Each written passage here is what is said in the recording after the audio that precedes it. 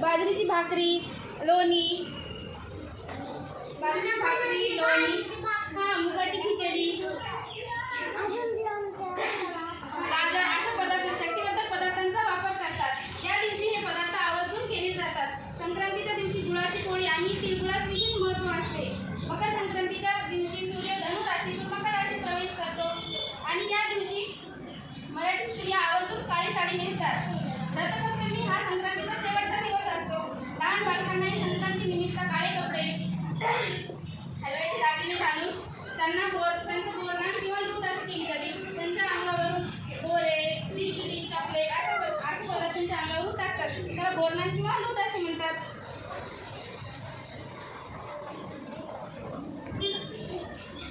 देव म्हणजे प्रकाश, ऊर्जा आणि शक्तीचा देव। त्याची उपासना केल्याने जीवनात सकारात्मक ऊर्जा, मानसिक शांती आणि आत्मविश्वास वाढतो। सूर्यनमस्कार आणि सूर्य उपासना केल्याने शरीर मजबूत होते, मन शांत होते।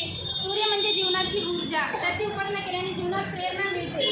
सूर्याच्या तेजाने मनातील नकारात्मकता दूर होते। सूर्यदेवाला नमस्कार केल्याने आत्मा शुद्ध होतो